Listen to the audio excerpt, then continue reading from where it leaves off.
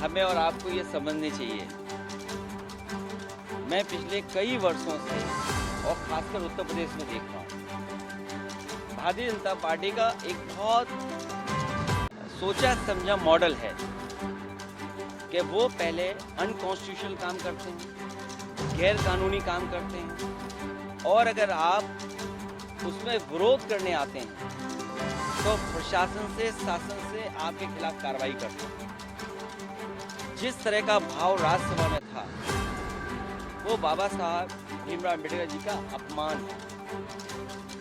न केवल हम समाजवादियों के बल्कि पूरे देश के शोषित, वंचित, पीड़ित, अपमानित लोग और जो समाज में सबसे पीछे छूट गए थे, उनके लिए आज भी वो पूजनीय है। आप किसी भी गांव में चले जाएं पूरे देश में, आज भी बाबा साहब को पूजने का काम गांव के लोग करते हैं। गरीब, हर समाज के लोग उनको भगवान की दृष्टि से देखते हैं। तो इस तरह की भाषा का इस्तेमाल करना न केवल निंदनीय है बल्कि शब्दों को वापस लें और माफी मांगने की जो विपक्ष की बात है उसको मानना चाहिए सरकार को। और सच्चाई तो ये है कि जो व्यक्ति माफी मांग लेता है वो बड़ा होता है। माफी मांगने वाला व्यक्ति हमेशा बड़ा होता है।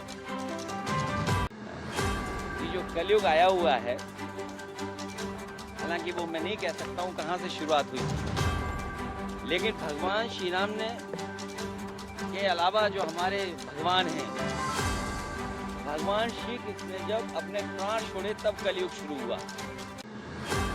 आखिरी शब्द भी यही थे जब उनको तीर लगा कि डेस्टिनी थी, ये माफ कहना चाहिए, भूल जाना चाहिए इस चीज को।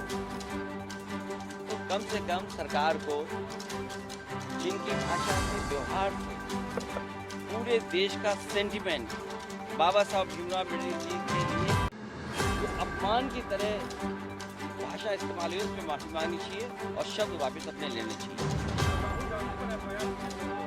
ये हालांकि मेरी स्पीकर साहब से बात नहीं हुई और दूसरे पॉलिटिकल लीडर से बात नहीं हुई, लेकिन ये लोकसभा का परिसर है, इसमें सबसे ज्यादा सुप्रीम अगर कोई है तो स्पीकर साहब है। अब सोचिए आप, बीजेपी के लोग तो स्पीकर के साहब के ऊपर भी चले गए। हालांकि मेरी किसी पॉलिटिकल पार्टी से बात नहीं हुई, लेकिन ये जो परिसर है वो लोकसभा का है, तो स्पीकर साहब के पास हम बैठ करके बहुत सारी चीज़ों को सुलझा सकते थे। लेकिन मैंने जो बात शुरू में कही, भारतीय जनता पार्टी के पास तरीके हैं, उनके पास मॉडल हैं, अंडरग्राउंड पॉलिटिकल उनके पास राय मशवरा आता है।